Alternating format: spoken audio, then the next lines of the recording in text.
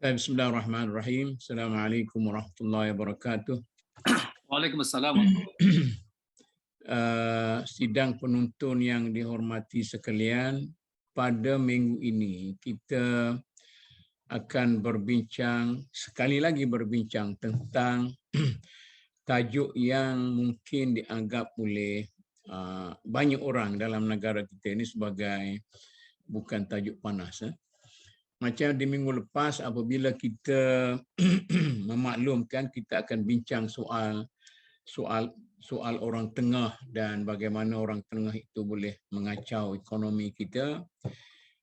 Ramai juga ada orang yang post kepada saya supaya kita bincangkan juga tentang perempuan yang masuk jail kena ketuk tetapi atas dengan keadaan yang tidak sewajarnya dan sebagainya sebincang tu.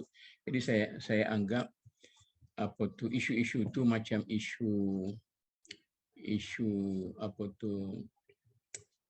goreng pisang panas, isu goreng pisang panas yang cukup menarik, tetapi dari segi isu sebenarnya tidak sama seperti isu orang tengah.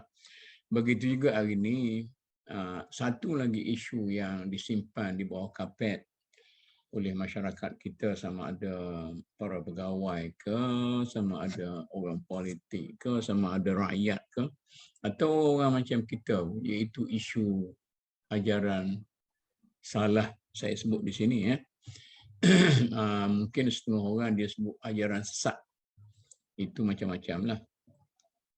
Jadi soal ajaran salah ini soal yang berlarutan sejak daripada dulu sampai sekarang. Masa saya kecil-kecil dulu pun ajaran salah ni sudah merebak dalam masyarakat, dan masyarakat kita hanya masyarakat ataupun boleh disifatkan sebagai masyarakat yang lebih reaktif daripada aktif. Jadi masyarakat yang lebih memberi perhatian sebagai react pada kejadian-kejadian semasa. Kalau ada kejadian semasa, dia react. Kemudian dalam masa 3-4 hari, dia react pada kes-kes lain lagi. Misalnya baru ni, masyarakat react pada kes ketuk ketapi di penjara oleh seorang wanita. Kemudian dia react pula pada orang yang dikatakan mencabar kedudukan Islam dalam negara kita dengan membuang tudung dan sebagainya, dan mendakwa bahawa dia penghafal Quran dan sebagainya. Ini benar react. Saya sejak daripada saya muda-muda lagi, saya selalu memperkatakan bahawa antara kelemahan masyarakat kita ialah masyarakat yang berfikir secara spontan dan bertindak secara reaksi. Katakanlah bila kita dulu masalah yang boleh kita sifatkan sebagai orang bukan Islam mengambil kesempatan daripada kelemahan orang Islam sebagainya, timbul kita patut beli BMF, beli Muslim first, buy Muslim first. Jadi seminggu habislah. Kemudian timbul isu lain lagi, seminggu lagi timbul isu lain. Jadi akhirnya sekali kita tidak mempunyai perancangan yang jelas ke mana kita nak bawa masyarakat dan negara kita dan sebagainya. Oleh kerana itu, walaupun tajuk-tajuk seperti ini bukan merupakan tajuk yang popular semasa, tetapi saya rasa dalam dialog kita ini saya sebagai yang mengemudikan dialog ini akan memilih tajuk-tajuk yang memberi kesan yang mendalam kepada masyarakat kita, walaupun ia bukan merupakan isu panas semasa.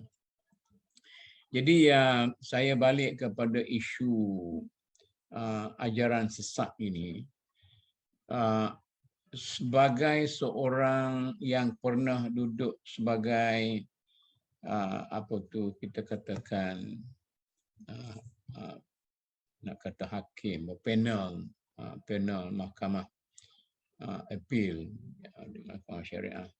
Banyak juga isu-isu yang semasa ini, isu orang besut, isu orang Kelantan, isu orang yang macam-macam ajaran sesat. Tetapi semuanya ini kemudian selepas ia merupakan isu hangat semasa, kemudian dia reda.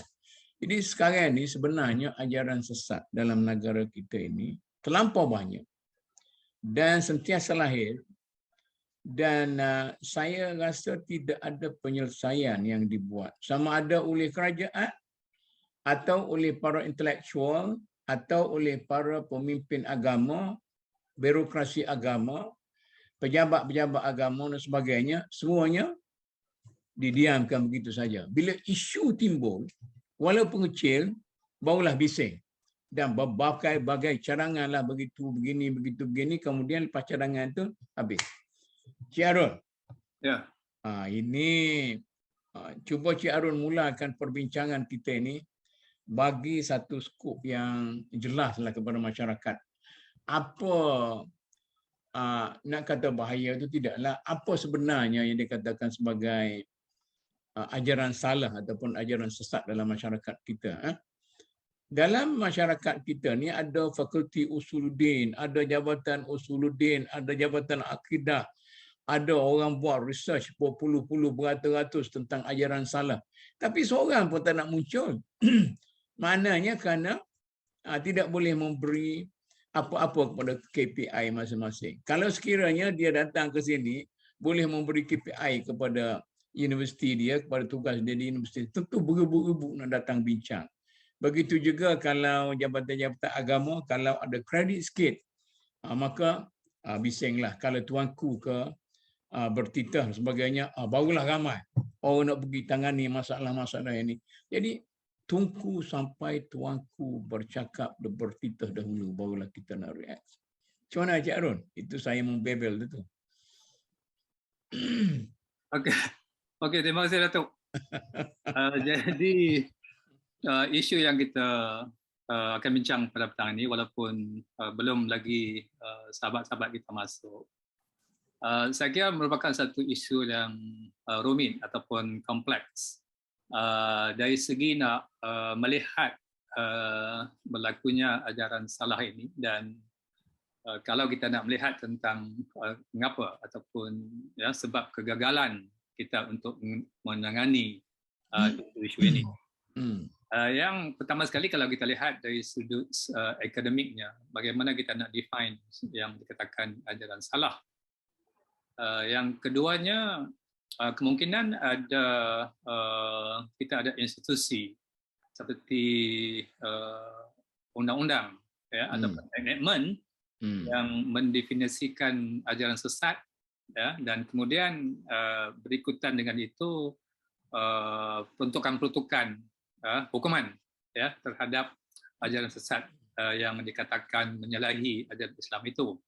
Misalnya kalau kita ambil contoh ajaran Ayah Pin misalnya, ataupun yang popular satu masa dulu tentang ajaran Al-Alqam, sehingga pertubuhan itu dimansuhkan, disebabkan oleh beberapa perkara yang tertentu, di mana perjalanan itu dilihat sebagai bertentangan dengan peruntukan-peruntukan yang boleh memberi mudarat kepada Islam dan juga kepada rakyat.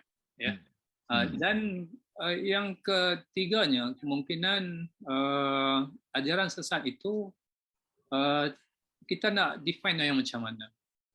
Kalau dikatakan golongan yang sesat, golongan orang-orang yang dimurkai Allah, orang-orang Nasrani dan Yahudi. Dan ajaran sesat itu juga dilihat sebagai satu ideologi.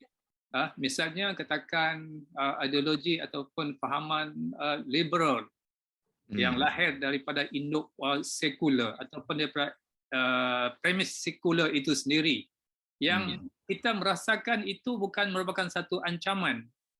Jadi ini juga apakah kita begitu maknanya bagi Cik Arun, liberalism dan pegangan golongan liberal dalam masyarakat kita. Yang semalam timbul lagi gambar daripada Egypt semayang lelaki perempuan bercampur. Maknanya lebih bahaya daripada beberapa ajaran sesat, misalnya Nabi Melayu, begitu kah? Kalau dilihat ajaran-ajaran sesat yang spesifik yang wujud dalam bentuk amalan oleh sesuatu kumpulan itu, misalnya ajaran Qadiani, Puan Hasan Anak Rimau, ya, amalan yang diwujudkan oleh individu, ya, yang menyimpang. Saya rasa kita ada asas untuk maksudnya diambil tindakan.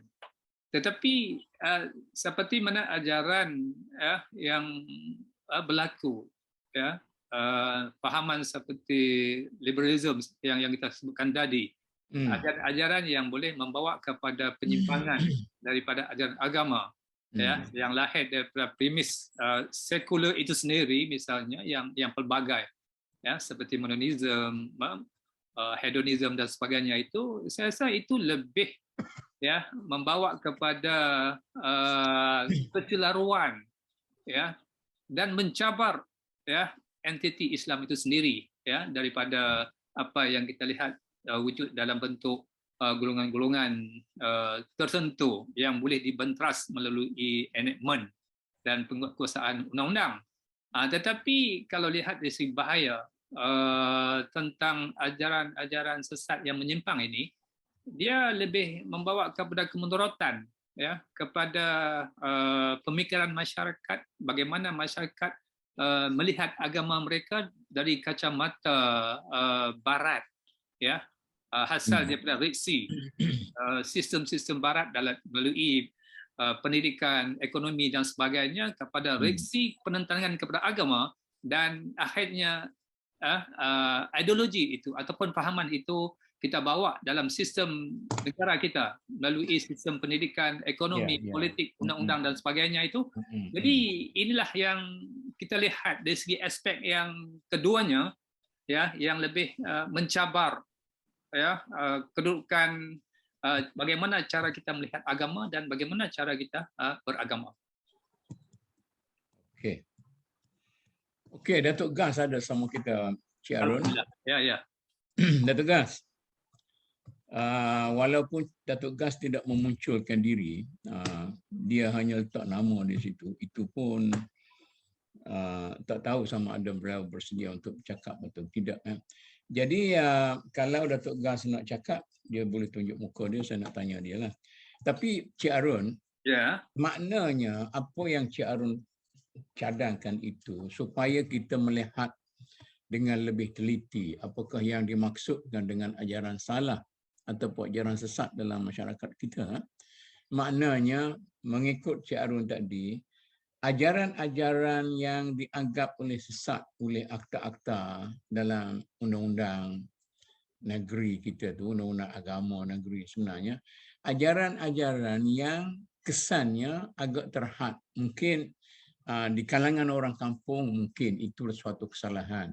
Tetapi dari segi kesannya terhadap kedudukan Islam sebagai agama negara dan sebagainya itu sangat limited lah. Jadi mungkin yang ditimbulkan oleh Cik Arun ini satu benda yang asas lah.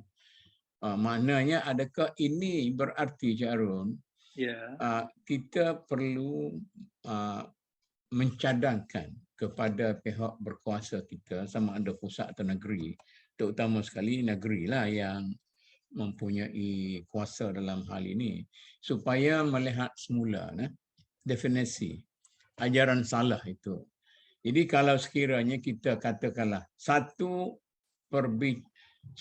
perbalahan dalam mazhab akidah, atau perbalahan dalam mazhab tasawuf, perbalahan dalam mazhab fiqh, ada pandangan-pandangan dalam masyarakat dalam mazhab itu, bagaimanapun ada pandangan. Tetapi kalau macam liberalism misalnya, orang-orang yang macam tidak ada mazhab pun dalam Islam ini yang yang mendukung itu sama ada mazhab hukum ke, mazhab akidah ke, mazhab fikiran ke, itu, tetapi itu tidak dilihat sebagai ajaran salah oleh undang-undang masyarakat kita dan sebagainya, begitu kan.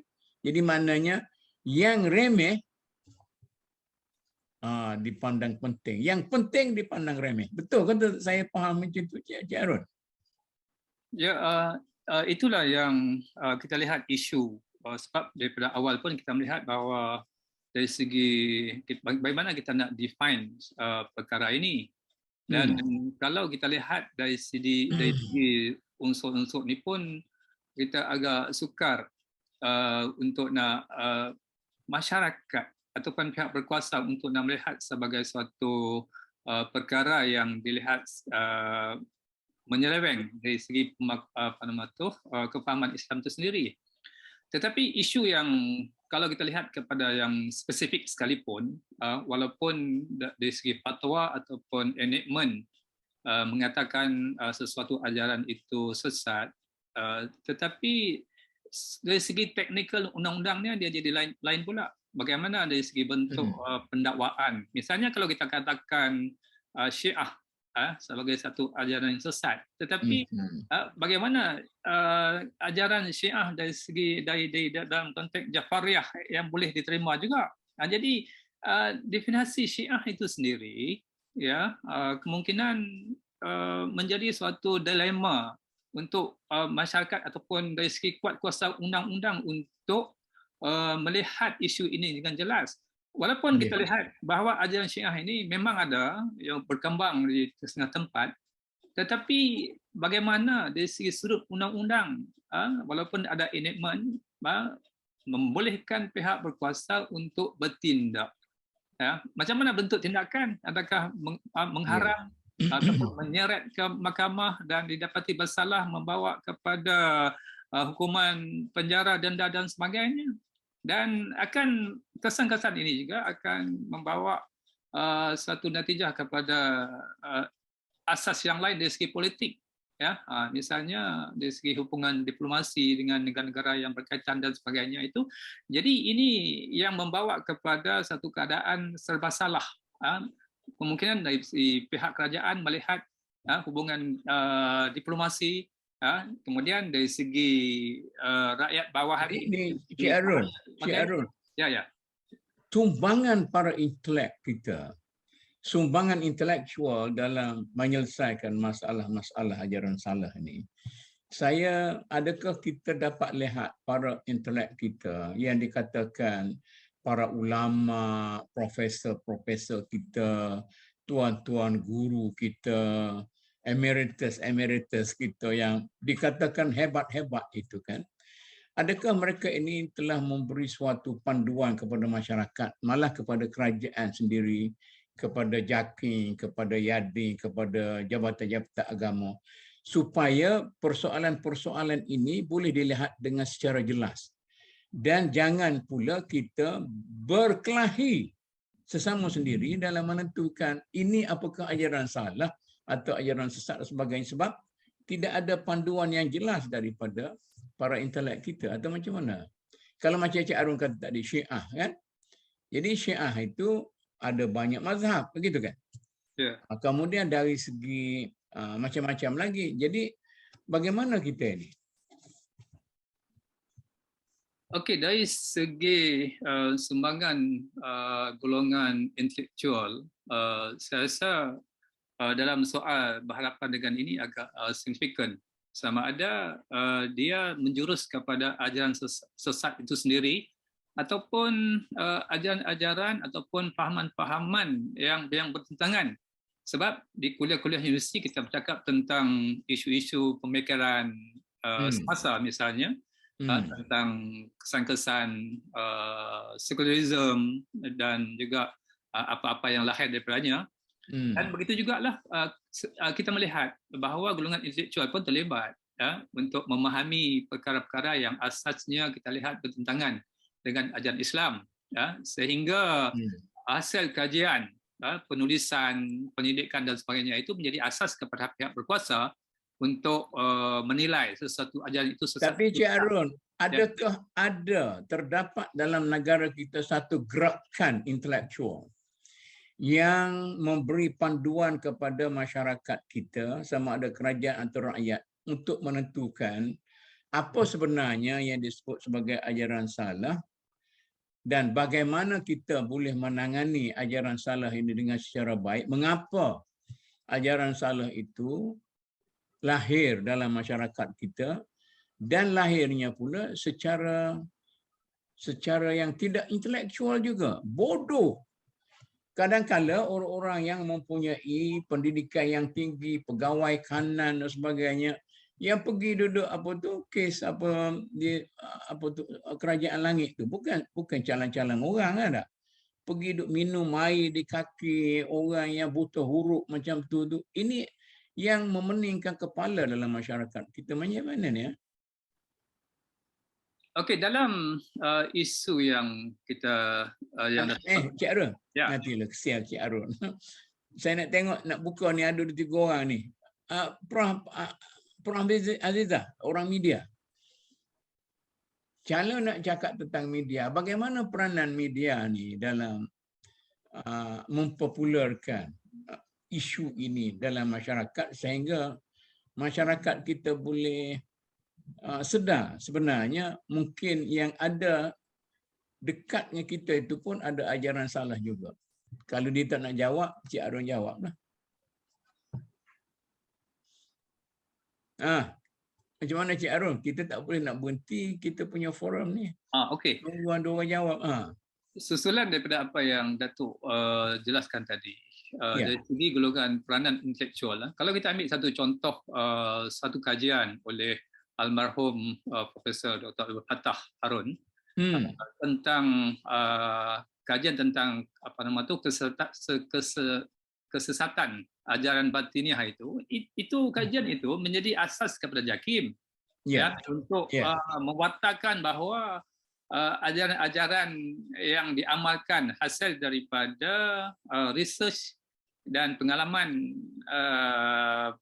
almarhum Profesor Dr. Fattah itu dalam kumpulan sesat itu menjadi asas panduan kepada pihak berkuasa untuk mengharamkan mana-mana ajaran seperti mana keputusan ataupun finding daripada research tadi itu untuk mengharamkan ajaran tersebut. Jadi termasuklah apa yang disebut sebagai wahdatul wujud ataupun martabat 7 dan sebagainya. Jadi dalam konteks itu bahawa ada peranan golongan intelektual, tapi kita tak pastilah sebab kemungkinan dapatan dulu itu kemungkinan ketika pada masa tersebut, tetapi dapatan masa sekarang ini. Tapi Cik Arun, yang Profesor Abdul Fattah pun bila dia melahirkan pandangan dia, selain daripada dia cuba menyelesaikan masalah wahdatul wujud, tetapi dia telah melahirkan satu kacau bilau dalam pemikiran masyarakat, berkelahian sampai ke terutama sekali antara beliau dengan Ustaz Osman Al-Muhammadi pun sudah menjadi satu pertelagahan dan sebagainya. Jadi saya rasa itu bukan satu penyelesaian kepada masyarakat. Itu sekadar satu pandangan peribadi yang tidak mengambil kira masyarakat umum, keadaan masyarakat umum, kepahaman masyarakat umum, dan tidak mengambil kira juga rakan-rakan dalam satu bidang yang sama supaya kita dapat melahirkan satu solusi yang solid di kalangan kita. Atau macam mana ni? Itulah isunya. Apabila pihak berkuasa mengambil suatu pendekatan, menerima pakai finding daripada kajian dia itu untuk menjadikan suatu dalam bentuk panduan ataupun dikatakan mungkin fatwa misalnya. Jadi di sebalik yang lain itu, kemungkinan kajian itu tidak bersifat menyeluruh. Jadi tidak bersifat menyeluruh dengan mengambil kira pandangan daripada pihak yang lain dan juga amalan-amalan yang kemungkinan kalau kita lihat kemungkinan pada pandangan ataupun finding Dr. Fattah itu ada maksudnya silap tentang amalan tersebut, tetapi kemungkinan pada pandangan mereka yang terlibat itu kemungkinan adanya modification yang tertentu sehingga bagi pandangan mereka itu tidak salah, ya, berasaskan kepada penelitian keilmuan mereka. Misalnya apa yang kita pun percaya kepada almarhum Dr. Osman Muhammadi, ya. Kedua-duanya orang yang hebat. Ya, kedua-duanya orang yang hebat. Jadi itu isu bagaimana kita masyarakat awam ini kadang-kadang berlaku perkara yang demikian. Orang awam ini masih menjadi keliru, ya, seperti yang Datuk cakapkan tadi. Jadi ini di antara contoh bagaimana bahawa Islam itu akan disalah tanggap oleh masyarakat. Dan dalam keadaan sekarang ni pun, kalau kita lihat, Cik Arun, ya, kita berbual santai sikitlah. Apa yang saya ikuti dalam polemik antara dua tokoh besar itu, tidak ada benda yang baru. Cuma kedua-duanya mengulangi polemik para ulama yang dulu dibawa balik ke sini, iaitu dalam keadaan kemarau intelektual di sini, maka masyarakat tak boleh faham. Tapi dalam masyarakat dulu, di mana tamadun Islam begitu tinggi dan orang faham falsafah, faham logik, faham akidah, faham Quran Sunnah, itu satu exercise, kita katakan academic exercise, mental exercise yang dialu-alukan. Tapi sekarang ni kalau kita berkelahi dengan cara itu sama-sama pakar, maka yang jadi mangsanya masyarakat kita, adakah boleh tidak menguntungkan gerakan kita untuk nak membasmikan ajaran salah ke macam mana? Cik Arun. Ya. Kalau kita melihat perkembangan seterusnya tentang isu panas yang berlaku ini tentang mereka yang mendakwa ahli sunnah wal jamaah dan juga di pihak yang lain golongan Salafi Wahabi, bahawa trend yang sama juga berlaku daripada pendebatan debat-debat ataupun untuk nak menegakkan pendirian masing-masing. Jadi di sisi itulah, ya, kita tidak melihat adanya satu konsep yang bersifat toleran atas perbezaan pendapat, ya, karena perbezaan pendapat ini dia berlegak di sekitar perkara-perkara cabang, perkara-perkara khilafiyah. Jadi apabila kita gagal untuk membina suatu pemikiran saling bertoleransi dan menerima perbezaan pendapat, disitulah titik kepada wujudnya permusuhan ataupun persisahan yang membawa kepada masyarakat umum maksudnya hilang kepercayaan, ataupun mereka melihat orang-orang agama ini bukan golongan yang membawa kepada perdamaian, tetapi golongan yang sering membawa konflik, ya, kepada masyarakat. Oh, gitu ataupun kerana silap kerajaan ini, tapi kerajaan marahlah kalau kita sebut macam ni. Adakah kerana kerajaan kita dia mengamalkan dasar pilih kasih? Ada orang yang menjadi kawan dan ada orang yang menjadi lawan. Ada orang yang menjadi sahabat, ada orang yang menjadi musuh. Kerana itu ke? Sedangkan ahli-ahli ilmu itu okey, cuma yang meng-highlightkan ilmu masing-masing itu media misalnya. Media melaporkan yang ini. Yang ini tidak dilaporkan. Sebab tidak sesuai dengan dasar kerajaan ke, dasar JAKIM ke, Jabatan Agama sebagai, ataupun macam mana. Ataupun sudah menjadi suatu nature dalam masyarakat kita bahawa orang agama itu ialah orang yang banyak menimbulkan masalah daripada penyelesaian. Jadi masing-masing nak bagi tahu pandangan masing-masing, tapi tidak menyelesaikan masalah. Nanti Encik Arun, saya nak tanya Dr. Zah ni, orang Kelantan ni, orang Besut ni. Dr. Zah, ada ni, dia ada nama di sini, Prof Azizah pun ada, Dr. Zah Besut pun ada, Datuk Gas pun ada. Okey, kalau nak jawab, cara munculkan. Cik Arun, macam mana ni? Kalau nak respon lah. Kalau tak nak respon, tak payahlah. Masalah saya sentuh kerajaan tadi. dia seperti mana yang kita katakan pada awal tadi, agak sukar apabila benda-benda yang ataupun isu-isu khilafiyah ini berlaku di kalangan agamawan ataupun golongan intelektual ini. Jadi di sini mungkin kerajaan tidak menggunakan autoriti seperti mana lazimnya berlaku dalam sejarah Islam, kan? Kalau kerajaan dulu dia nak gunakan mazhab Maliki sebagai mazhab negara dia, itu mungkin untuk nak menyelesaikan pertengahan pada zaman tersebut. Tetapi apakah kerajaan sekarang ini boleh menggunakan autoriti itu untuk nak menyekat pertengahan di kalangan agamawan kita? Sebab kita berada pada zaman dunia yang terbuka, dunia tanpa sepadan ini, orang boleh menyuarakan apa-apa saja pandangan masing-masing. Ya, selama mana? Tapi Cik Arun, saya rasalah kalau JAKIM serius, dia boleh panggil sidang demi sidang, perbincangan demi perbincangan, dan dia kena ada tokoh-tokoh yang boleh memimpin gerakan itu sehingga para intelek dalam masyarakat kita boleh hormat kepada kehendak dia. Dia kata kami bukan soal betul salah, tapi mau kepada suatu line yang jelas supaya kamu semua walaupun cerdik tapi dalam beberapa aspek yang lain taklah cerdik sangat. Orang panggil kebodohan dalam kecerdikan. Begitu kan? Ya. Kalau orang yang menceritakan semua sekali pandangan dia kepada orang ramai, walaupun dia cerdik, sebenarnya bodoh dari segi menilai masyarakat. Itulah. Tapi kalau JAKIM ke Jabatan Agama boleh bertindak sebagai orang besar yang bukan puak turut kepada mana-mana pihak dan sebagainya, saya rasa boleh buat. Tapi tak tahulah. JAKIM pun banyak masalah dia juga. Masalah halal tak selesai.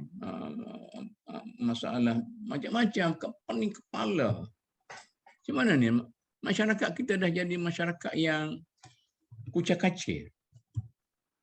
Okey, saya rasa betul apa yang Datuk katakan itu, bahawa JAKIM ni boleh berperanan sebenarnya apabila tetapi kekangan itu dari sudut kedudukan kuasa agama di JAKIM ini, dia hanya sebagai badan penyeras saja kalau lihat tentang fungsi MKI itu sendiri dan juga kedudukan agama di peringkat negeri-negeri di bawah kuasa raja-raja ataupun sultan.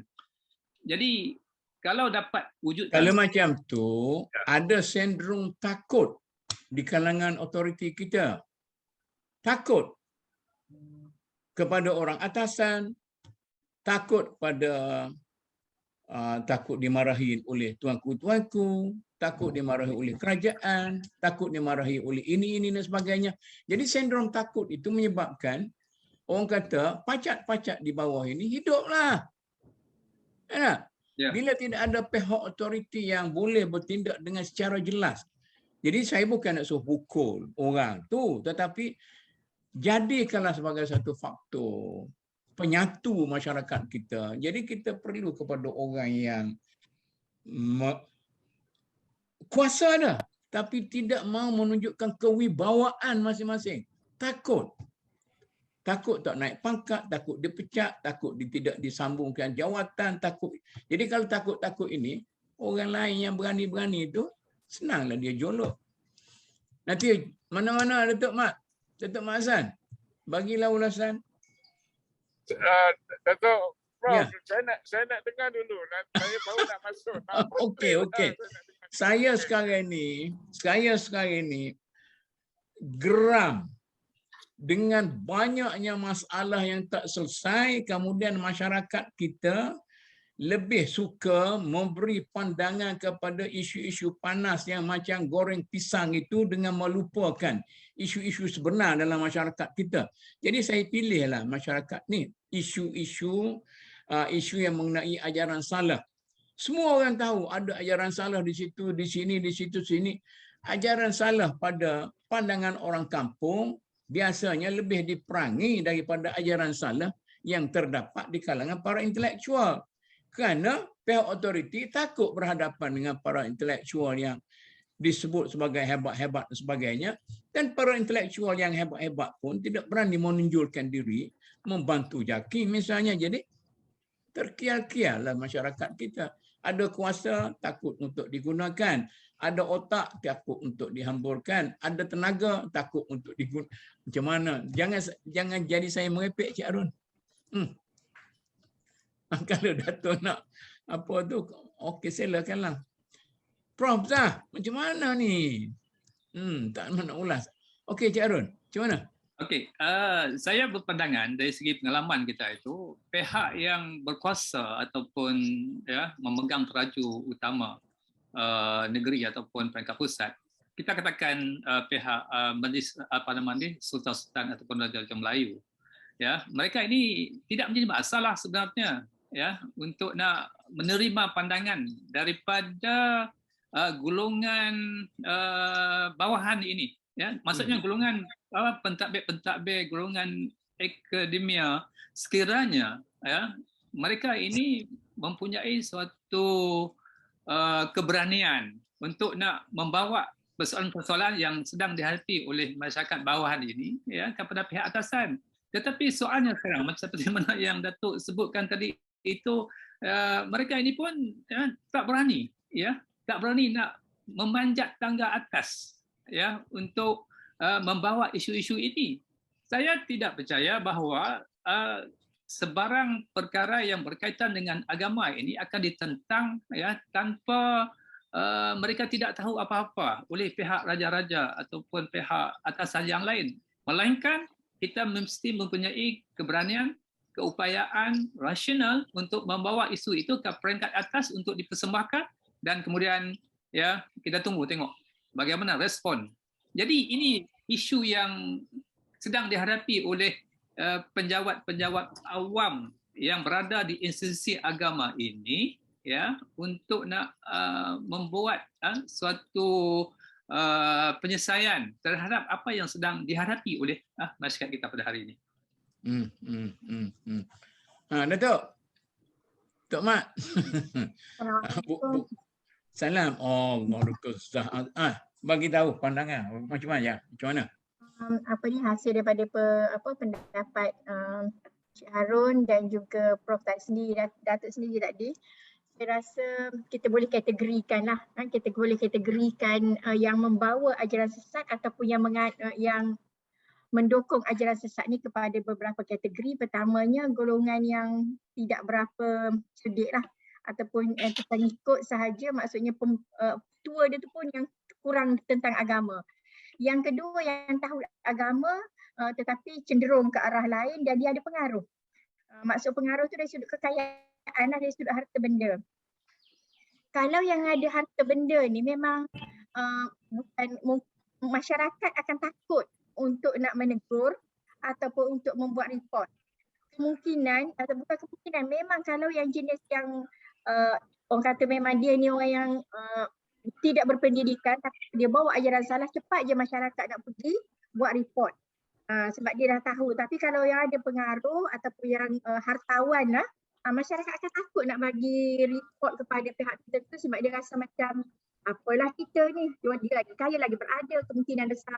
Sama juga yang Datuk cakap tadi, yang intelektual sendiri yang ada fahaman-fahaman mungkin apa orang kata terpesong sedikit ke, kalau orang biasa, masyarakat biasa sudah pasti tidak akan buat report apa-apa, bahkan cuma keliru sahaja dalam kalangan masyarakat. Betul ke dia ni nampak macam salah, tapi dia orang tak berani nak ambil tindakan apa-apa. Dr. Zah. Ya. Saya dah ikuti perbalahan politik dalam WhatsApp group kita ni. Semua orang, profesor kanan, profesor besar, orang bawah, orang kedai kopi, dia berbincang sama mereka itu. Kalau dah lumat pun dia bincang lagi. Sangat berani. Dia caci Perdana Menteri, dia caci bekas Perdana Menteri, dia caci pemimpin itu, pemimpin ini. Tetapi dalam masalah-masalah yang boleh mendatangkan kebaikan macam ni, macam mana dia sebenarnya? Ya, itulah tak berani. Tahulah, tapi kemungkinan kekurangan ilmu tu sendiri tentang agama lah, mungkin dia orang tak berani nak suarakan. Tapi dia orang tu ada ke ilmu dalam politik tu sampai duk kelahi politik sampai tak cukup ruang. Politik tu tak pasti, tapi kalau yang agama ni memang saya rasa kekurangan ilmu itu menyebabkan dia tak berani nak nak bagi pandangan sendiri atau nak menegur lah dengan istilah lainnya. Itulah contoh saya bagi tu ada satulah di kawasan dekat-dekat sini juga. Kita dengar satu masyarakat ni memang ramai pengunjung-pengunjung pergi, memang masyarakat setempat kata itu adalah ajaran sesat. Tapi Ini Cik Arun, Dr. Azizah ni orang dekat dengan negara langit ni. Di kampung dia tu. Okey, ceritalah. Lepas tu kan, tapi yang datang tu adalah orang yang berkereta besar, memang orang yang mewah-mewah keretanya. Jadi masyarakat tak tahulah kami nak, takkan orang yang hartawan itu tak sedar itu ajaran sesat. Maksudnya masyarakat tu hanya tahu, sekadar tahu sahaja, untuk ambil tindakan tu tidak ada dalam diri mereka. Itu salah satu contoh. Okey, itu saja Datuk untuk setakat ni. Okey, maknanya bila ajaran sesat tu lahir daripada pihak yang berpengaruh. Misalnya orang kaya, ataupun orang besar, ataupun orang kanan masyarakat, maka tak ramai orang nak menghidu keburukan. Dia takut dimarah oleh orang yang berpengaruh dan sebagainya. Begitu kan? Macam mana Cik Arun? Itulah yang kita lihat sebagai satu dilema di kalangan masyarakat kita, bagaimana cara kita memahami dan juga memahami tentang agama, dan juga bagaimana cara kita beragama. Dengan kedudukan pendidikan, mungkin setengah-setengah orang tu mempunyai pendidikan yang dilihat sebagai pendidikan yang tinggi, tetapi apabila dia terlibat dengan ajaran-ajaran salah seperti mana yang Dr. Azizah sebutkan tadi itu, mencerminkan bahawa kita berada dalam satu kegagalan, sama ada ekosistem kita rosak, sistem pendidikan kita, bagaimana peranan golongan agama, bagaimana peranan pihak berkuasa agama dan sebagainya. Dan inilah manifestasi daripada keadaan kita pada hari ini. Kemungkinan benda-benda ini berlaku disebabkan oleh banyak cabang-cabang dari segi pendidikan kita yang telah disekularkan, hilang roh Islam, sehingga walaupun dilihat masyarakat itu berjaya dari segi kedudukan materialnya, memiliki harta yang banyak, tetapi dari segi bagaimana mereka menerima agama, memahami agama. Sebab kadang-kadang katakan dalam kes itu adanya lulusan Azhar pun terlibat dengan kerajaan langit. Jadi kita mesti faham di antara orang yang belajar agama dengan orang yang beragama. Dia dua connotation yang berbeza. Yang belajar agama dengan orang beragama. Cik Arun. Saya nak bagi pengalaman sikitlah. Masa kes ajaran salah di Kelantan tu, yang suami isteri tu kan, yang suami isteri yang lulus Azhar tu, dia pimpinnya ajaran salah. Kemudian dalam satu perbicaraan di Mahkamah Appeal, kebetulan saya yang mempengerusikan perbicaraan itu, dan Tun Saleh Abbas sebagai ahli dalam panel itu. Jadi saya nak sebut kepada masyarakat kita, Tun Saleh Abbas mempunyai suatu pandangan yang jelas, telus, dan beliau berani membuat keputusan. Dia kata bila dua suami isteri itu dihukum jail kerana membawa ajaran salah, dia kata, ini satu hukuman yang bodoh. Dia tidak melihat kepada hasil sebenar kepada orang itu. Dia kata bila kamu jail orang ni tak boleh pencen. Bila tak boleh pencen, dia melebarkan lagi ajaran salah itu, nak income untuk nak ganti pencen dia tu. Habis saya kata macam mana tu nak buat? Dia kata aku buat macam ni lah. Dia kata kita dismiss hukuman mahkamah bawah tu, jail tu, kita buang dismiss hukuman jail tu, kita suruh dia report. Report ini sekarang ni baru report dia buat polis sekian. Akhir sekali orang Arab kata di akhir mataf, di akhir langkah-langkah terakhir, orang dua tu dia mai rasa insaf. Ada juga orang yang simpati terhadap dia. Iaitulah Tuan Saleh Abbas. Pada waktu itu saya hanya mempengurusikan saja. Tapi nak ceritanya, kebijaksanaan seperti ini. Saya nak bagilah satu contoh kes lagi. Tuan Saleh Abbas lagi. Ada clash antara lelaki dan wanita. Yang wanita tu pergi ke laut, ini masalah hasil pencarian. Dia kata kita buat macam ni. Saya kebetulan itu juga kes juga saya jadi pengurusi juga. 2/3 dibagi kepada perempuan, 1/3 bagi kepada lelaki-lelaki. Kerana yang ni. Jadi saya nak ceritanya secara jelas, clear pandangan dia dan berani memperkatakan dan melaksanakan idea itu. Tidak ada orang yang berani bantah sekalipun. Sekarang ni sama ada di peringkat mahkamah, di peringkat birokrasi, di peringkat fatwa, di peringkat ulama sarjana. Saya kita mengharapkan supaya ada orang yang berani macam Tuan Saleh itu. Dah pergi. Okey. Kemudian baru ni saya sempat hidup bersama dengan yang Tun Arsyad Ayub. Bila mesyuarat dengan dia yang salah-salah, yang betul-betul. Dia bagi proof itu.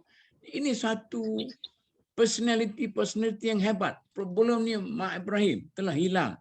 Kemudian tidak ada ganti untuk mereka ini. Jadi seramai itu orang kita, setengahnya timbul tenggelam, dah popular sikit, sudah menyuruh sebab takut itu, takut ini dan sebagainya. Jadi macam mana masyarakat kita? Jadi hari ini isunya isu ajaran salah.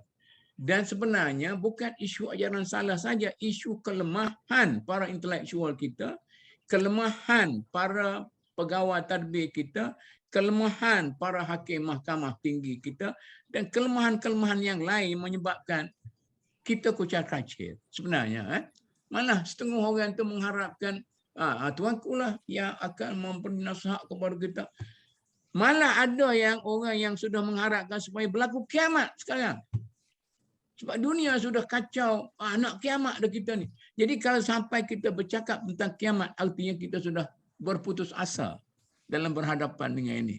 Jadi, Cik Arun, mengapa saya nak bagi satu teori, Cik Arun, cuba nilai. Lahirnya ajaran salah dalam masyarakat kita kerana ada vacuum. Ada kekosongan dalam masyarakat kita. Bila ada kekosongan, ramai orang berani. Kekosongan intelektual, kekosongan pelaksanaan kuasa, kekosongan kuasa mahkamah, kekosongan bimbingan masyarakat. Maka ramai orang berani. Macam mana Cik Arun? Ulang sikit. Okey, satu pandangan yang menarik sebenarnya. Jadi kalau boleh saya katakan bahawa kita kehilangan kebijaksanaan dalam menangani isu-isu, ya. Pendekatan yang pantas yang selalu diambil untuk orang yang malas berfikir, itu satu pendekatan malas berfikir, ya.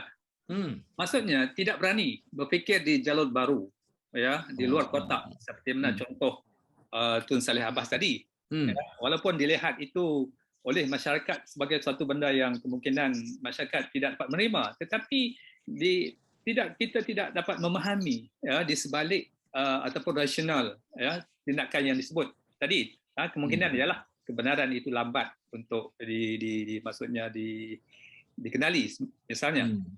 Tetapi pendekatan yang kita ambil sekarang ini bukan cara yang mudah, ya. Kalau cara yang mudah iaitu ambil tindakan, ya, jatuhkan hukuman, penjara, kemudian ataupun kita mengharamkan, ya, senang ambil jalan. Itu penyelesaian segera. Segera. Kalau katakan buku itu dilihat sebagai ada sikit unsur-unsur yang bertentangan dengan negara kita, KDN akan ambil pendekatan terus mengharamkan. Ya, tanpa ada peluang untuk wacana, tanpa ada peluang untuk pembelaan, tanpa ada peluang untuk melihat rasional pihak yang terlibat. Jadi ini sebagai satu contoh misalnya lah, ya. Jadi bagi golongan, ya, yang kita lihat, kita telah kehilangan kebijaksanaan untuk melihat isu-isu, ya. Misalnya katakan seorang gadis yang menanggal pakaian, ya, jadi semua marah, ya, dilihat sebagai menghina agama. Tetapi kita tidak melihat bagaimana benda itu berlaku. Dan bukan dia seorang sahaja. Ini adalah manifestasi daripada sistem kita yang rosak, pihak berkuasa, ibu bapa, masyarakat dan sebagainya yang turut menyumbang kepada isu yang kita lihat ini berlaku. Dan bukan dia seorang sahaja sebenarnya. Ya, yang lain-lain itu sedang menunggu masa untuk meletup saja sebenarnya. Ya, yang tidak terdedah. Jadi apakah kita nak beri pendekatan bahawa kita sudah berpuas hati bahawa Jawi telah mengambil tindakan, ya, buat siasatan, dan kemudian kalau ada didapati adanya kesalahan, dia dipenjarakan, ya, dan semua orang berpuas hati. Tetapi itu satu penyelesaian cara kita untuk nak melihat isu-isu yang kita sedang hadapi pada masa kini. Kalau perempuan itu dipenjarakan, ramai orang puas hati, ya. Walaupun dari segi penyelesaian masalah sebenar tidak ada, itu dikatakan simpan bawah kapet, gitu ke Jaron? Ya, itu dilihat oleh ramai orang lah, karena kemarahan mereka terhadap wanita yang menghina agama tadi itu, dia sepatutnya dia menerima balasan seperti itu. Ya. Cik Arun tak marah, Cik Arun? Kita pun marah juga, tapi kita reserve, ya. Saya pun marah juga. Ya, seperti mana tapi tidak react macam tu, kan? Tidak react macam tu. Sebab kita melihat bahawa itu adalah satu manifestasi daripada kegagalan sistem kita. Sistem sosial kita, sistem pendidikan kita, peranan masyarakat, peranan pemimpin, peranan komuniti dan sebagainya. Dan kita perlu melihat isu dia, kenapa jadi macam tu? Cik Arun, Cik Arun, saya nak cerita lagi lah ni. Saya ni orang tua cerita, kan. Bila Kasim Mamat menerbitkan buku dia mengenai sunnah, mengenai hadis Nabi tu, kan. Jadi Jaki masa tu Jaki mengumpulkan ramai, lebih kurang 10 orang yang dianggap oleh Jaki pada waktu itulah sebagai pakar-pakar di Jakim masa waktu itu. Sekarang ini saya tak tahulah. Pada waktu itu Kak Jakim tu maknanya musuh Jakim tu lebih ramai daripada rakan dia. Jadi saya dianggap sebagai rakan pada waktu itu. Kemudian bincanglah. 90% semua yang hadir tu 9 tu nak haramkan buku Kasim Mamat. Tinggal saya seorang. Saya tak nak haramkan. Kita mesti berdepan dengan secara intelektual, dengan berbeza pendapat pun kita boleh berbincang dan sebagainya. Jadi saya kalah lah. Tak apalah masalah saya kalah tu. Tetapi malangnya bila diharamkan, besoknya buku itu tersebar dengan lebih luas dan di pasaran pun habis. Saya muja ada satu naskah yang Jakim bagi. Jadi itu maknanya bila kita mengharamkan dengan secara itu, bukan kita mengharamkan pemikiran itu, kita mengharamkan hasil pemikiran itu, tapi pemikiran itu tetap berkembang sampailah Kasim mati. Nampak? Jadi sekarang ni pemikiran itu tetap, pemikiran menolakkan terhadap hadis telah merebak lebih pada apa yang hadis yang Kasim katakan. Macam mana ni? Ya, memang itu seperti mana yang saya katakan tadi. Kalau dalam contoh kes Amy yang menanggal pakaian tadi itu, kemungkinan di satu sudut orang tidak maksudnya menyangka, ya, dengan latar belakang keluarga, penekanan terhadap asuhan agama, sekolah, dia masuk sekolah tahfiz sehingga boleh menghafal 15 juz Al-Quran. Tapi di sisi yang lain kita melihat kenapa dia berlaku di sebaliknya. Ini sudah pasti, ya, bahawa ada sesuatu yang salah sebenarnya, ya, dalam sistem pendidikan kita, ya, dari segi soal maksudnya tumpuan kita hanya untuk melahirkan wajah luaran dalam penimpanan Islam, tetapi ya, mereka gagal untuk nak membina konsep pandangan alam Islam tentang Tuhan, tentang tauhid, ya. Begitu juga lah dalam sistem kita hari ini, penampilan kita ini hanya fokus kepada luaran, fokus kepada hukum, kepada fiqh, ya. Kita ada institusi keuangan Islam, ya, kita ada, tetapi komentar orang ramai dia hanyalah sebagai suatu penampilan luaran.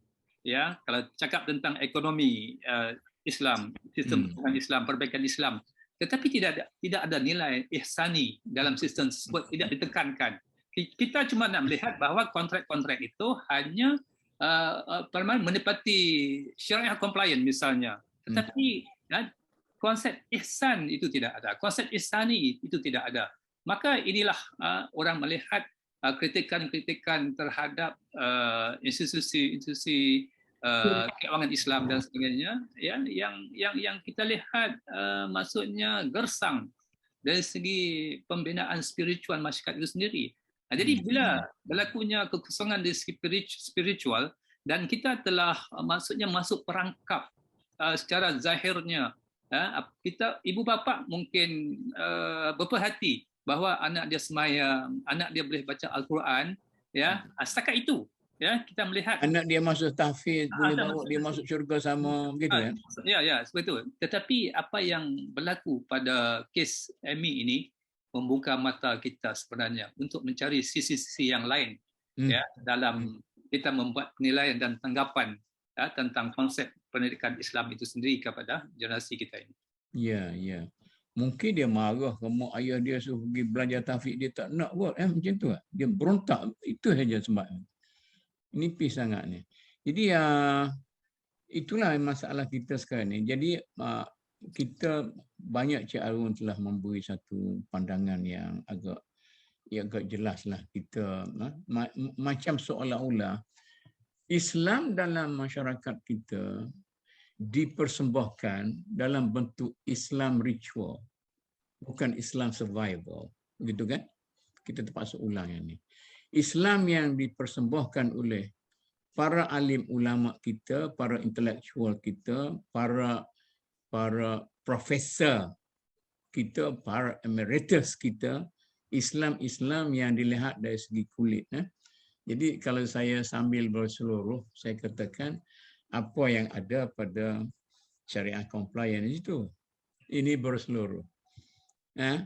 Kita habis puluh-puluh juta tiap tahun memberi latihan untuk syariah compliance kepada para tokoh-tokoh perbankan Islam kita. Sedangkan saya tanya, duit itu boleh kat siapa? Kita dapat nama, orang lain dapat wang.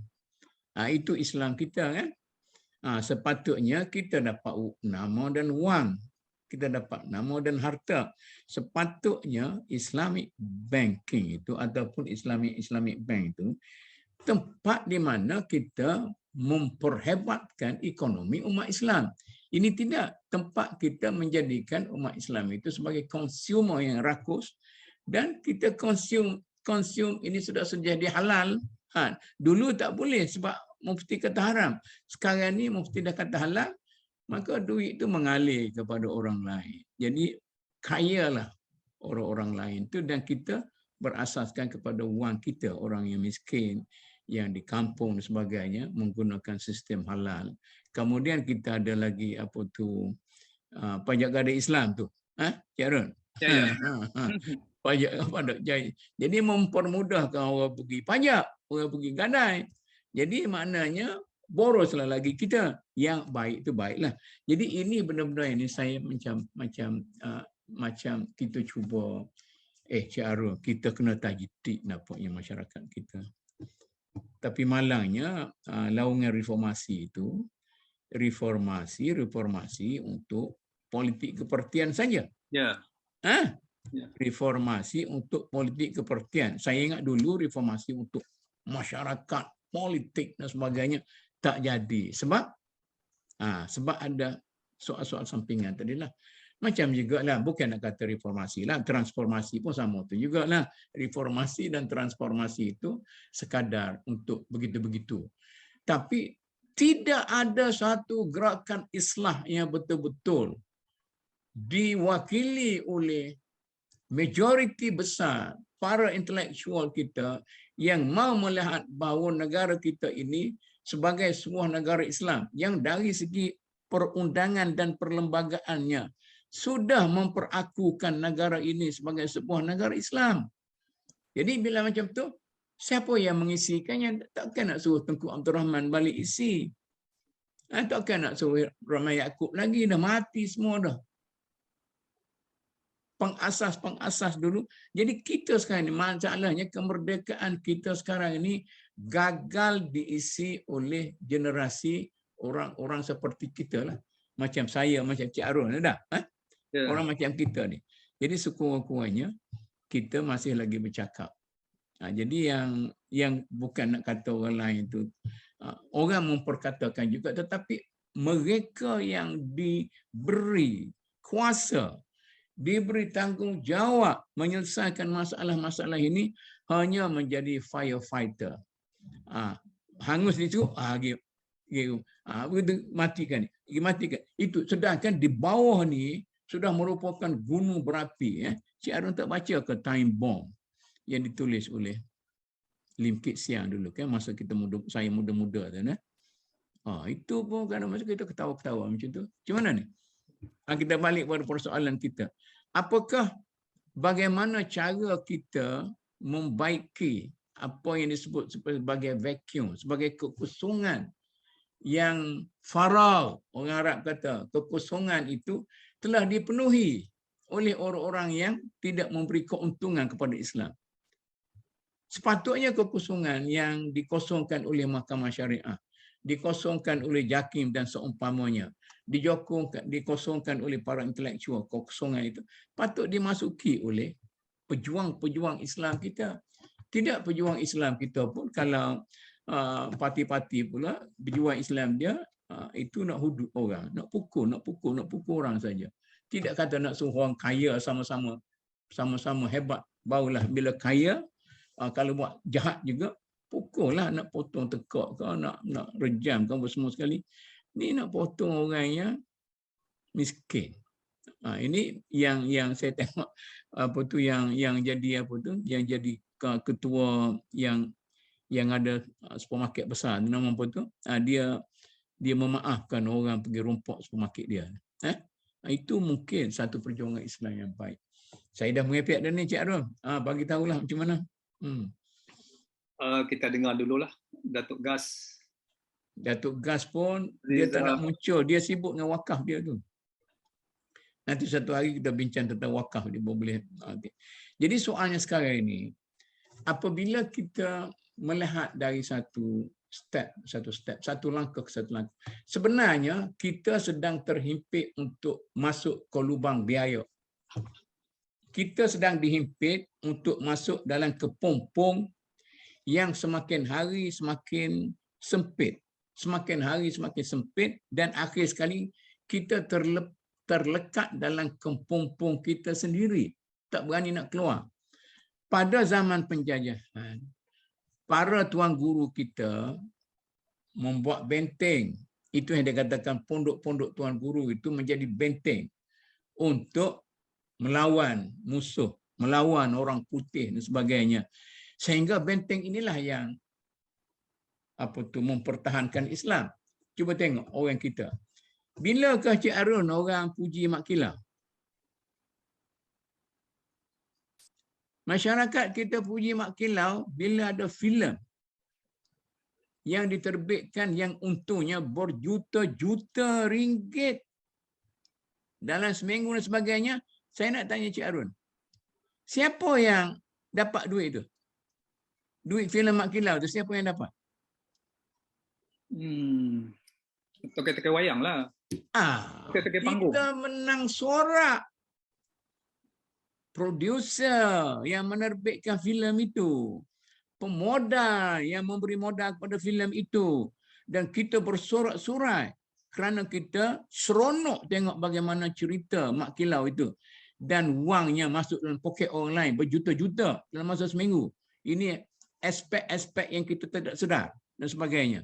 Dan benar-benar yang macam ni, sebab itu provokasi demi provokasi datang kepada kita, dan ajaran salah, ajaran sesat pun salah satu daripada agenda provokasi masyarakat lain, sama ada masyarakat tempatan ataupun masyarakat antarabangsa yang mau menggugat kestabilan bangsa kita, supaya kita berpecah antara satu sama lain dan kita hanya memberi tumpuan kepada hal-hal yang kulit. Hal yang asas mereka gerodok betul-betul, tidak ada siapa yang boleh mempertikaikan kedudukan mereka. Macam mana Cik Arun? Terlalu tinggi perbincangan Datuk. Pula. Tapi itulah sebenarnya realiti yang kita sedang berhadapan sekarang. Ya. Yeah. Fenomena masyarakat Islam ini maksudnya malas berfikir ataupun kemampuan berfikir itu ke arah yang lebih tinggi, ya, tidak berlaku, ya. Yang berfikir hanyalah tentang semangat yang sementara, tentang semangat yang palsu, ya, tentang perkara-perkara picisan, ya. Jadi soal-soal tentang pemikiran yang tinggi, ya, tentang bagaimana falsafah ataupun keilmuan, ya, satu benda yang sukar untuk kita capai kepada tahap pemikiran yang tinggi. Jadi kalau minda kita ini berada pada peringkat minda yang ketiga, nah, jadi ini yang menjadi masalah kepada perubahan-perubahan sistem, kepada reformasi, kepada soal-soal tentang islah dan sebagainya.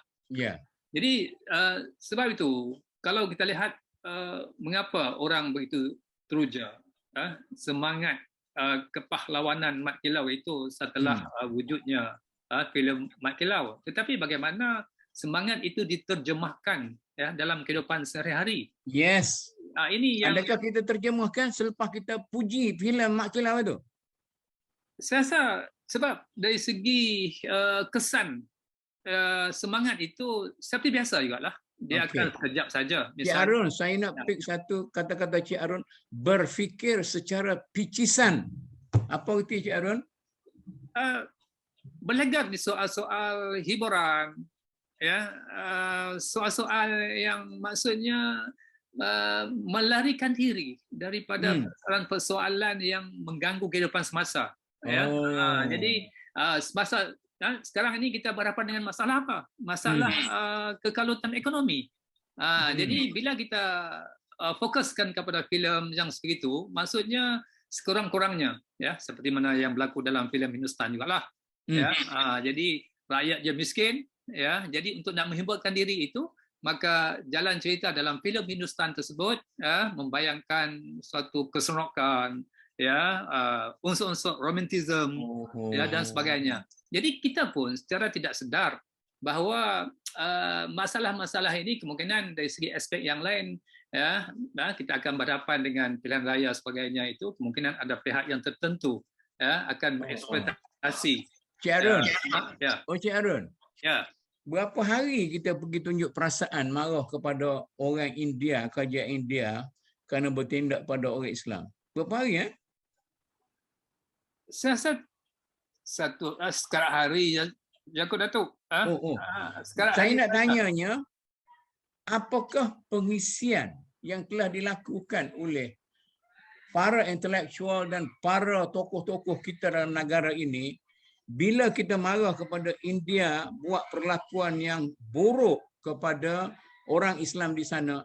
Apakah sumbangan kita kepada masyarakat kita supaya kita boleh protect masyarakat kita ini daripada macam tu?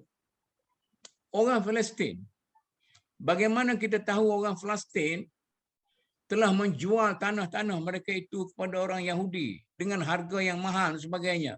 Kemudian bila tanah itu habis terjual, barulah orang Yahudi bangkit membuat deklarasi bahawa ini tanah ini kami beli, bukan kami rampas.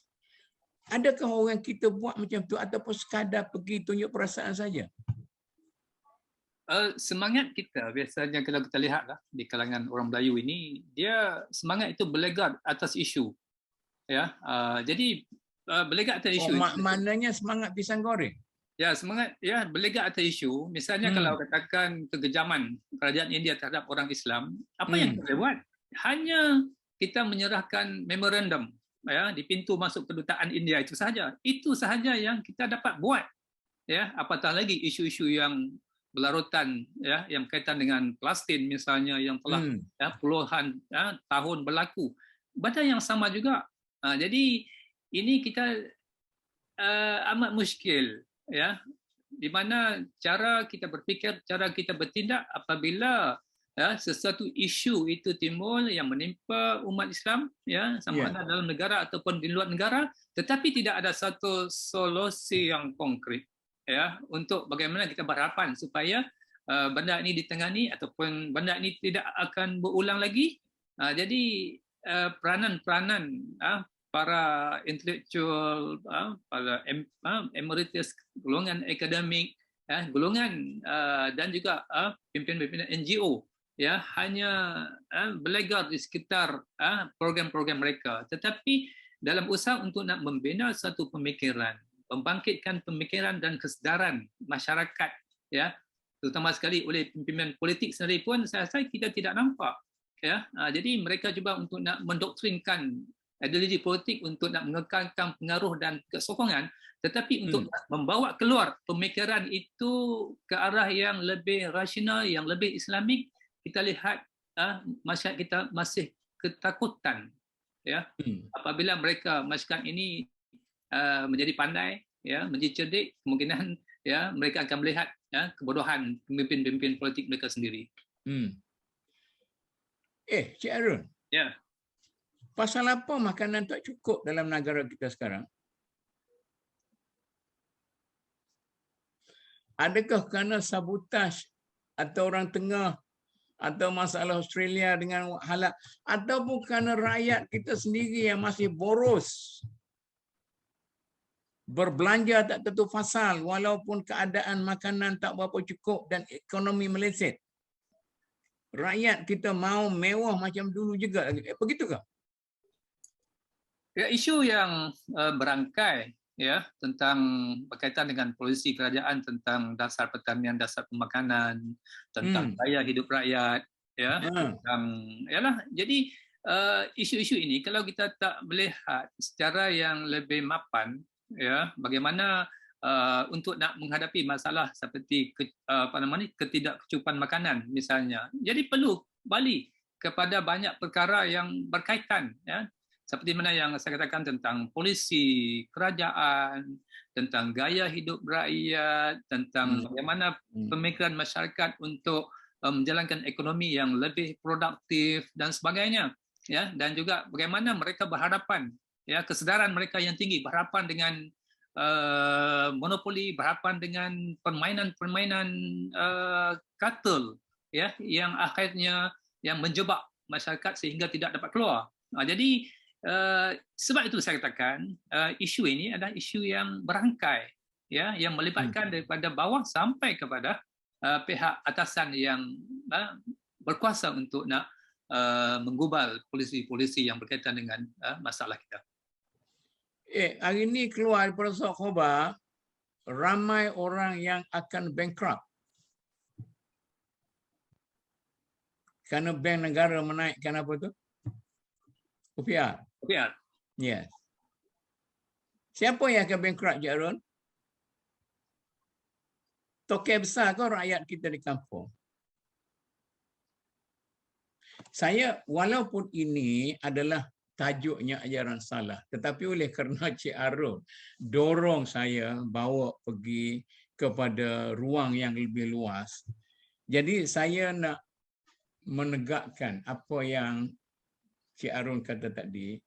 Oleh kerana masyarakat kita ini berfikir secara spontan dan bertindak secara reaksi, maka banyak perkara-perkara yang berasaskan kepada teori ini berlaku di hadapan kita. Cik Arun tak tanam sayur ke sekarang dekat rumah? Tak tanam, Datuk. Tak tanam? Tak tanam. Sekarang ni orang tanam kerana kita tak cukup sayur.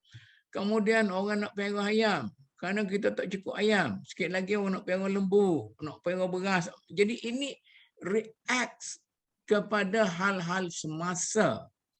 Ini yang tidak mempunyai perancangan jangka panjang yang betul-betul jelas. Jadi soal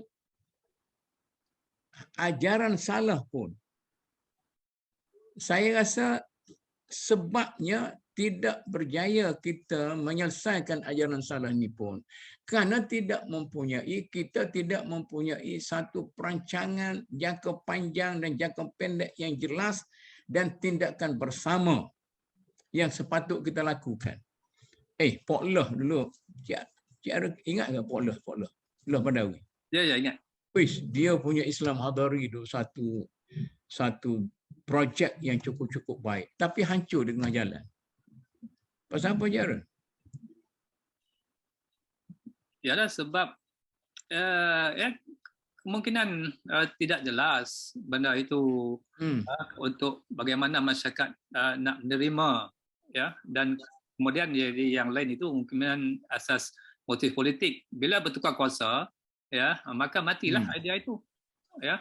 Jadi begitu juga ketika pemikiran Tun Mahathir dulu, ada kursi, maksudnya kursi pemikiran Tun Mahathir di sebuah universiti. Tetapi apabila Dr. Mahathir tidak lagi berkuasa, kita tengoklah nasib idea tersebut, ya. Begitu juga lah. Ini satu benda yang biasa berlaku dalam politik, ya. Apabila bertukar kerajaan, maka idea-idea dulu yang kita kagum, ya, habis terbengkelai. Kenapa? Karena pemimpin yang baru ini tidak mahu untuk nak meneruskan polisi yang baik, yang dilihat baik, ya. Begitu juga lah, ya, polisi-polisi di kementerian-kementerian misalnya, ya, bila bertukar menteri, bertukar kerajaan, ya, akhirnya yang menjadi bangsa iaitu, ya, rakyat itu sendiri, ya, sistem ataupun rakyat itu sendiri. Tengoklah yang berlaku di kementerian-kementerian misalnya, ya, di Kementerian Pendidikan jelas, ya, yang kita lihat bahawa apabila ada satu idea yang baru, ya, kemudian bertukar kerajaan, idea yang dilihat, yang disokong, yang boleh diterima, akhirnya terbengkalai disebabkan oleh, ya, cita-cita politik yang berbeza, ya, di kalangan pemimpin kita. Cik Arun, Ya. Saya ada data-data mengenai ajaran salah ni. Tapi data ni saya pungut masa saya jadi komisioner di Human Rights, Suhakam. Tapi bukan data-data yang saya ambil daripada JAKIM ke Jabatan Agama ke sebagainya. Saya ambil daripada luar. Mereka itu mempunyai data yang lebih kemas daripada data yang ada di jabatan-jabatan agama kita. Tetapi saya tak naklah reveal benda-benda macam ni sebab hari ni saya mengharapkan adalah penyelidik-penyelidik kita yang hebat-hebat yang dapat geran penyelidikan yang begitu hebat daripada dalam negara, daripada dalam universiti, daripada luar universiti. Sepatutnya dalam masa 2 jam ini kita boleh berbincang dengan secara sekurang-kurangnya mereka datang membantu kita, Cik Arun, Ya. membagi data, membagi idea dan bagaimana apa semua sekali. Janganlah jadi kita menjadi kalau nak menulis jadi penulis upahan, menulis mengikut apa yang orang mahu dan bercakap mengikut apa yang orang senang dan sebagainya, penakut untuk memperkatakan sesuatu yang boleh menyebabkan orang tidak senang dan sebagainya. Semuanya ini menyebabkan ajaran sesat dalam negara kita. Semua orang boleh bawa ajaran sesat. Hampir tiap-tiap tahun ada ajaran sesat yang baru dan ajaran sesat yang sebelum itu tidak dapat dibubarkan sepenuhnya. Jadi macam mana lagi, Cik Arun? Cuba cadangkan macam mana kita nak berhadapan dengan ajaran sesat ni. Kalau kita lihat dari segi jalur disiplin akademik, saya rasa banyak kajian-kajian tentang mengenal pasti ajaran sesat ini dari segi jenis-jenis dan juga cara penyelesaiannya. Tapi seperti mana yang Datuk katakan tadi, kita tidak tahu hasil ini sampai ke mana. Ya, sama ada hasil. Adakah ajaran sesat ni hanya dari perspektif ilmu kalam saja? Kalau itu terlalu tinggi bagi peringkat postgraduan.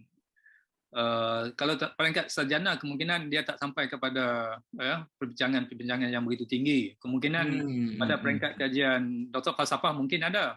Ya, tetapi kebanyakan yang saya lihat dalam konteks ajaran sesat ini seperti mana yang berlaku yang timbul dalam bentuk perkumpulan, ya, Hasan anak rimau, ayah pin, dan yang ya berlaku ya secara yang berisu ini, ya. Jadi benda seperti itu kita tidak tahulah kajian itu ke mana sebenarnya mendapat perhatian oleh pihak yang berkaitan, ya. Kemungkinan benda-benda seperti itu biasalah dia tinggal hanya dalam bentuk di perpustakaan saja. Tapi kalau kajian-kajian yang agak lebih mendalam tentang perbahasan tentang ajaran batiniah, tentang ilmu kalam dan sebagainya, dia memerlukan satu stamina yang tinggi, ya.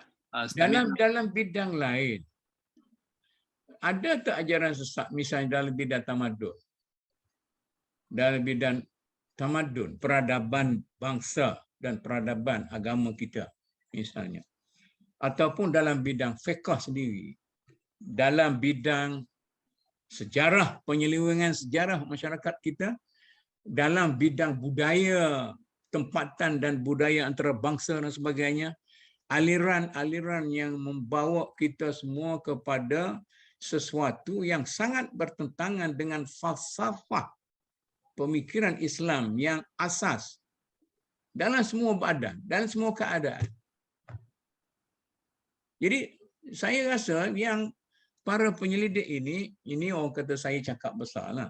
Para penyelidik kita di bidang ajaran sesat pun, dia lebih tumpu kepada ajaran-ajaran yang dianggap sebagai bertentangan dengan huraian usuluddin, akidah dan ilmu kalam yang kita pakai dalam masyarakat kita.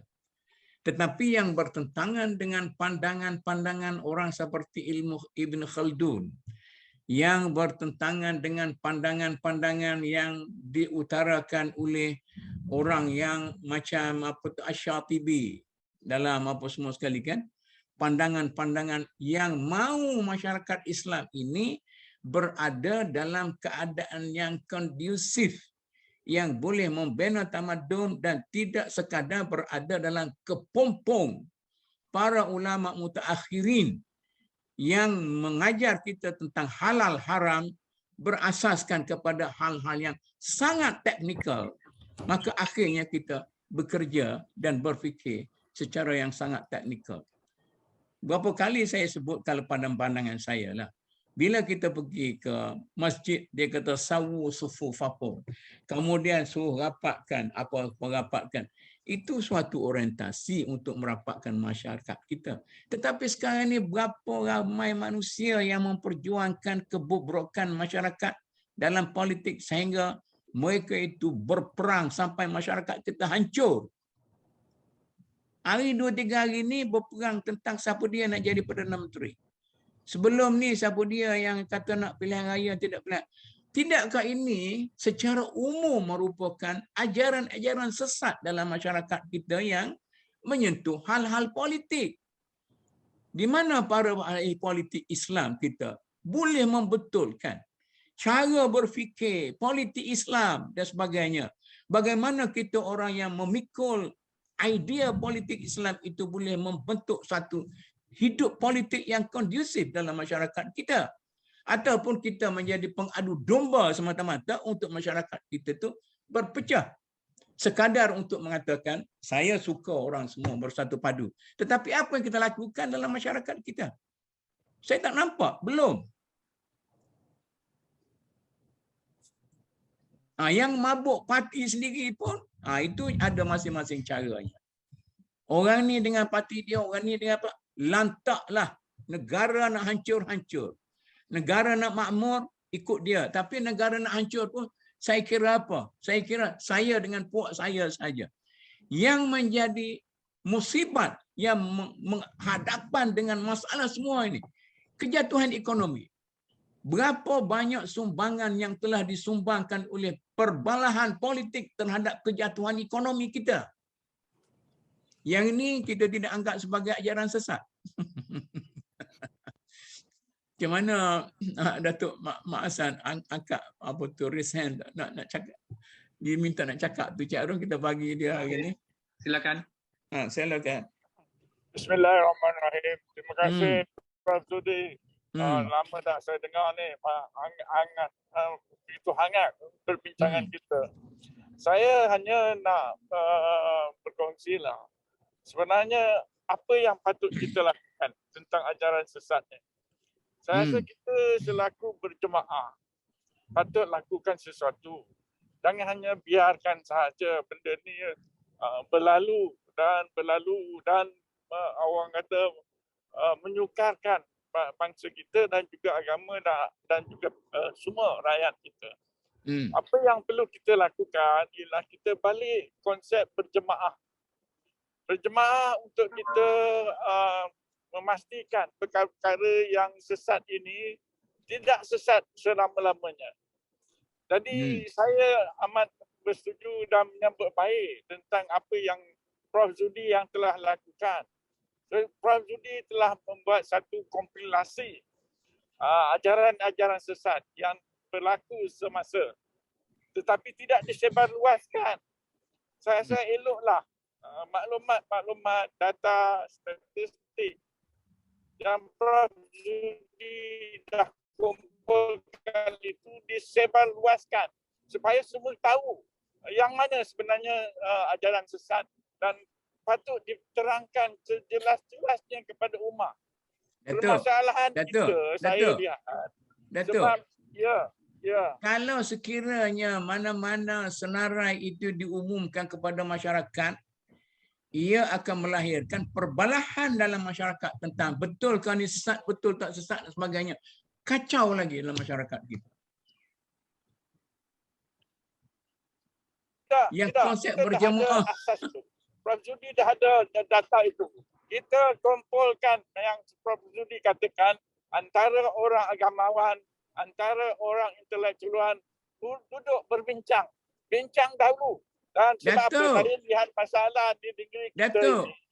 Bulan lepas saya telah menyeru kepada para ulama dan pendakwah datang bersama kami MDN untuk bincang. Seorang mufti pun tak datang. Seorang ulama besar pun tak datang. Ini masalah kita. Seorang profesor hebat pun tak datang. Kita. Apa yang kita nak bincang? Betul. Saya rasa jangan putus asa. Teruskan perjuangan Prof Zudi itu. Ini usaha murni. Teruskan. Saya lihat permasalahan kita ialah kita di Malaysia ini agama adalah hak negeri. Jadi mereka berpegang kepada hak masing-masing. Jadi saya harap kita sama-sama kita lupakan soal hak itu. Hak negeri ke, hak kebangsaan ke, hak diraja ke, hak agama ini hak universal untuk semua umat. Jadi kita duduk semeja, bincang.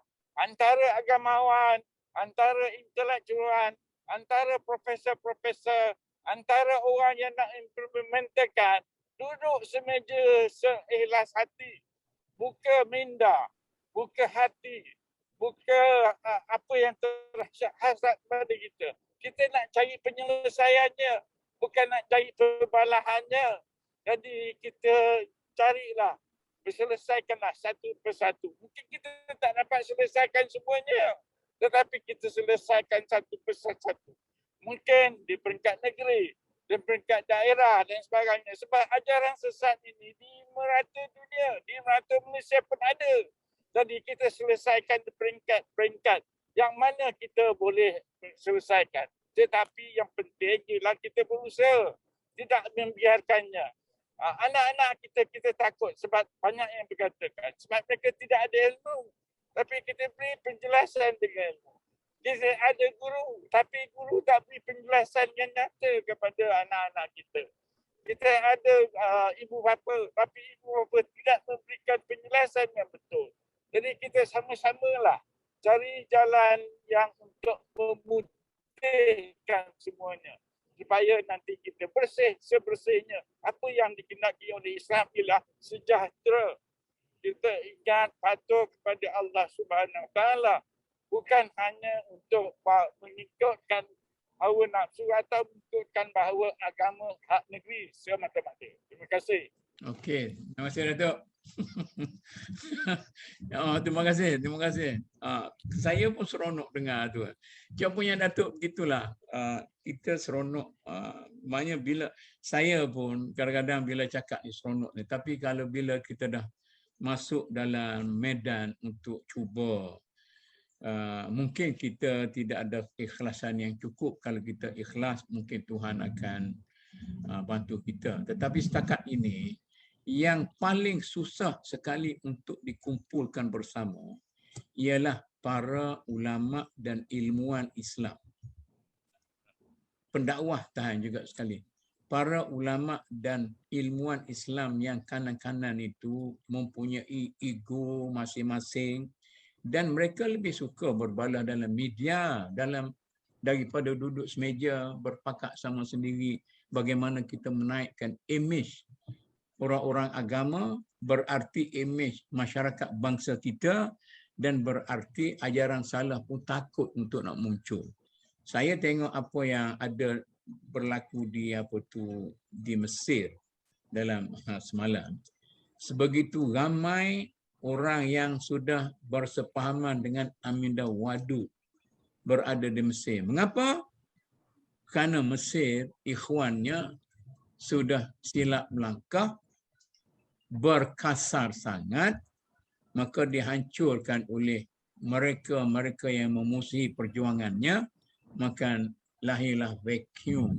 Dan satu tapak vacuum itu dimasukkan oleh musuh-musuh Islam.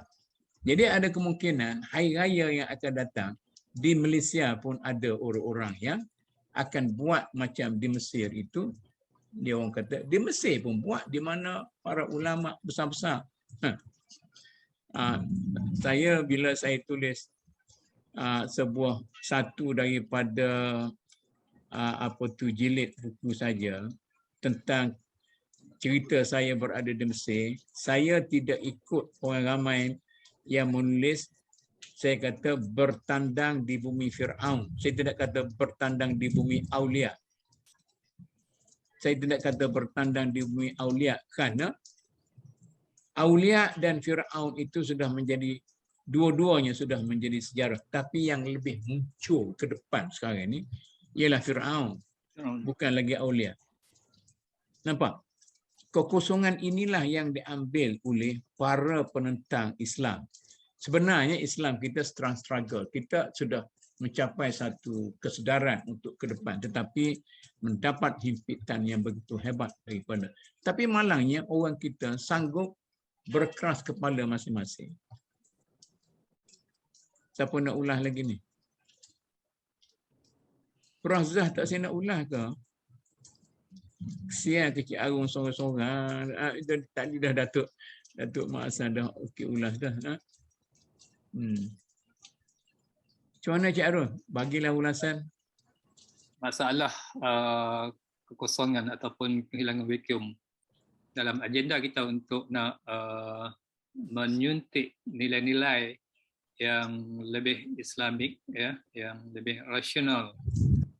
Ini memang berlakulah apabila kegagalan kita ataupun kerosakan ekosistem itu, maka nilai-nilai lain masuk, ya, ke dalam pemikiran masyarakat, ya, dan sebahagian daripada mereka itu membentuk gerakan, ya, gerakan atas nama-nama NGO dan sebagainya. Jadi hasil daripada apa? Hasil daripada kegagalan kita untuk menerjemahkan pemikiran dan juga falsafah Islam itu dalam sistem kita. Mereka akan terdedah dengan bacaan-bacaan daripada buku-buku barat misalnya tentang liberalism, tentang secularism, tentang falsafah-falsafah sains yang berasaskan kepada akal semata-mata. Jadi benda itu berkembang di seluruh dunia, ya. Jadi soal tentang ini kita maksudnya kehilangan hala tuju dalam aspek politiknya, dalam aspek pendidikannya, dalam aspek sosialnya, sehingga kita menjadi suatu masyarakat sosial yang cacah merbah. Cik Arun, parti politik nama Islam di negara kita ni ada berapa, Cik Arun?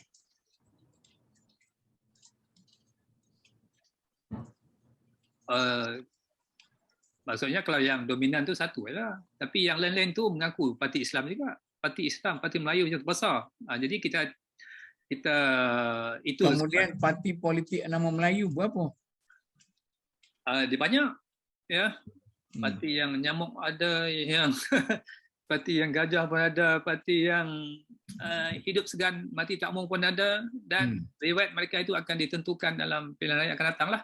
Ya, itu kalau ikut pengamal ramalan oleh Tun Daim itu ada beberapa parti yang akan hanyut, ya, dalam pilihan raya akan datang. Cuma bagaimana soal kita nak melihat bahawa pada suatu masa Tuan Guru Nik Abdul Aziz, ya, bagaimana cara pendekatan dia, ya, dan apakah kita melihat bahawa orang-orang Islam, penyokong-penyokong parti Islam itu sendiri menghayati legasi itu, ya, yang ditinggalkan oleh Tuan Guru, ya, legasi pemikiran politik dia.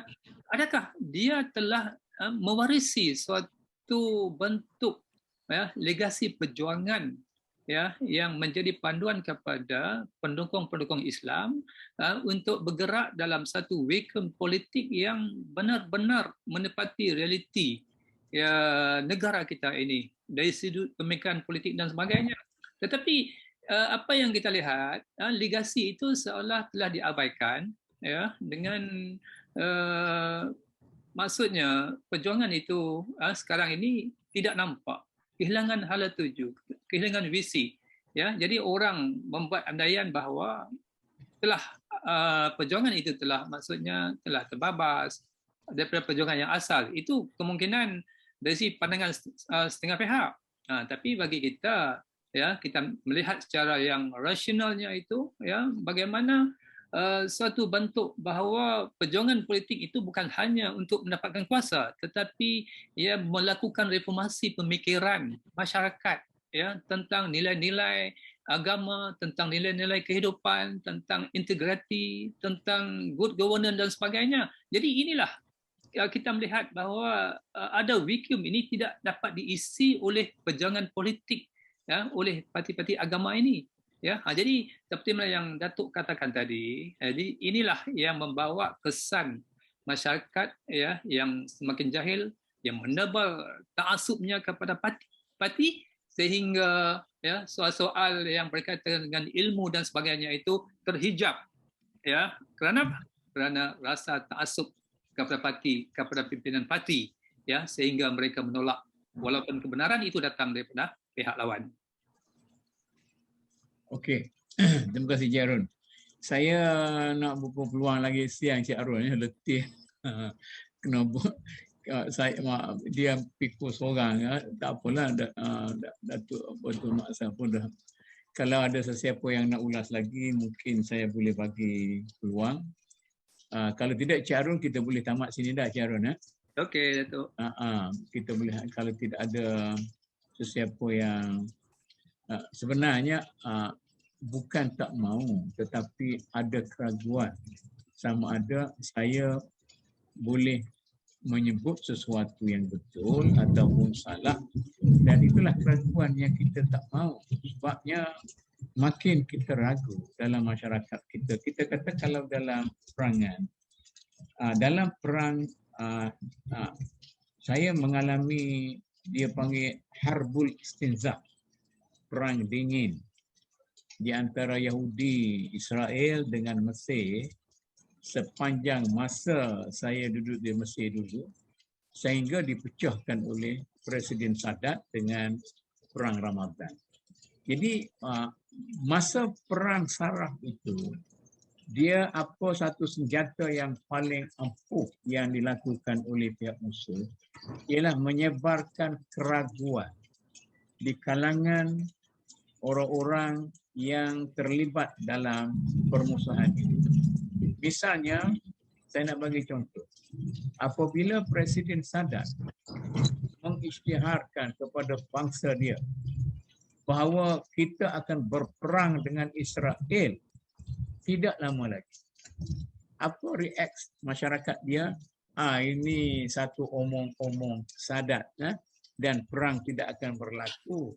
Ini cakap saja, sebab orang sudah mula meragui tentang apa yang sebenarnya ada dalam masyarakat dan negara itu. Sebab itu wartawan-wartawan besar seperti dia kata bahaya ialah la harb wala silm. Ini saya cakap tentang sanalah. La harb wala silm. Keadaan tidak berperang dan tidak berdamai dalam masyarakat Mesir pada waktu itu. Dalam masyarakat kita pun sekarang ini, dari segi politik, sekarang ini dalam keadaan tidak berperang dan tidak berdamai. Tidak ada hitam putih. Dari segi ekonomi, kita tidak ada perang dan damai. Kita hanya kelabu. Dari segi tamadun, dari segi semua kelabu ni, jadi kita perlu pecahkan keadaan kelabu ini supaya yang jelas itu jelas, yang tidak jelas itu maknanya idza ja'al haqq wa dhahara idza ja'al haqq wa betul apabila datanglah kebenaran wa zuhiqal batil, maka antara kebenaran dan kebatilan itu jangan dibiarkan bersekongkong dalam keadaan yang lama. Kalau tidak, masyarakat kita akan lahir dengan kekeliruan. Hasilnya, ajaran-ajaran sesat sama ada dalam konsep yang kita fahami secara tradisional ataupun ajaran sesat yang lebih advance daripada itu akan mempengaruhi masyarakat kita dan akan lahirlah lebih daripada 10 budak perempuan semalam. Lebih pada 10. Lebih pada apa lagi yang kita hanya akan menjadi firefighter saja. Dan dengan itu, terima kasih Cik Arun dan terima kasih Datuk Mak San dan sebagainya. Dan begitu juga rakan-rakan kita yang sanggup duduk dalam ini apa semua sekali, dan akhir sekali wabillahi taufiq. Wassalamualaikum warahmatullahi wabarakatuh. Waalaikumsalam warahmatullahi wabarakatuh.